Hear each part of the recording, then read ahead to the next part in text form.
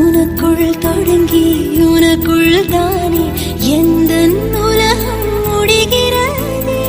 உன்முகம் பார்த்து ரசித்திடத்தானே எந்த நாட்கள் விடுகிறதே.